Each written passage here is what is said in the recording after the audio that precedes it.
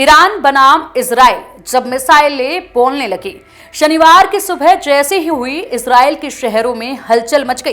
तेल अवीव और यरूशलेम जैसे बड़े शहरों में अचानक हवाई हमले के सायरन गूंजने लगे। लोग घबराए, दुकानों और दफ्तरों से बाहर भागे।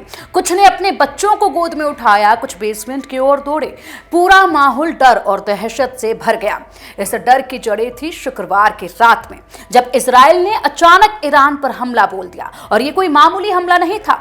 इजरायली सेना ने ईरान के उन ठिकानों को निशाना बनाया जहां परमाणु हथियार बनाए जा रहे थे, या यूं कहें बनाए जाने की तैयारी थी। इजराइल की मंशा साफ थी, वो हर हाल में ईरान को परमाणु ताकत बनने से रोकना चाहता है। लेकिन जैसे ही शुक्रवार की रात ईरान के शहरों में धमाकों की आवाजें गूंजी, तेहरान का गुस्सा फूट पड़ा। शनिवार तड़के ईरान ने पलटवार किया, और ऐसा पलटवार जो पिछले कई सालों में कभी नहीं देखा गया था। मिसाइलें एक के बाद एक दागी गई, जैसे आसमान से आग बरसाई जा रही हो। इजरायली सेना अलर्ट पर थी। उनकी वायु रक्षा प्रणाली ने कई मिसाइलों को रास्ते में ही नष्ट कर दिया, लेकिन फिर भी कुछ मिसाइलें शहरों तक पहुंच गई। तेल अवीव में एक संदिग्ध मिसाइल गिरने की खबर आई।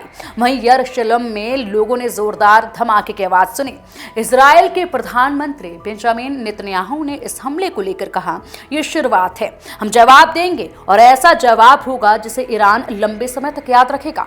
उधर ईरान के सर्वोच्च नेता अयातुल्ला अली खमेनी ने भी सीधा हमला बोला, लेकिन शब्दों में उन्होंने कहा, जंग की शुरुआत इजराइल ने की है, हमारी प्रतिक्रिया अधूरी नहीं होगी।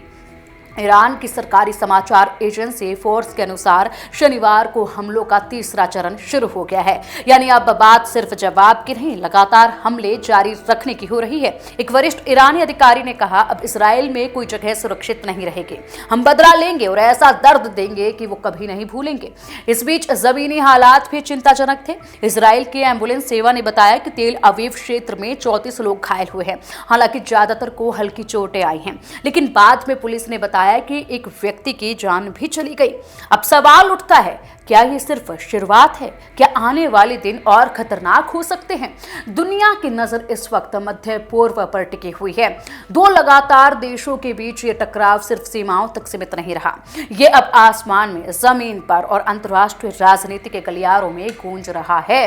एक चिंगारी थी जो अब शोला बन चुकी है, और ये आग कब बुझेगी कोई नहीं जानता है।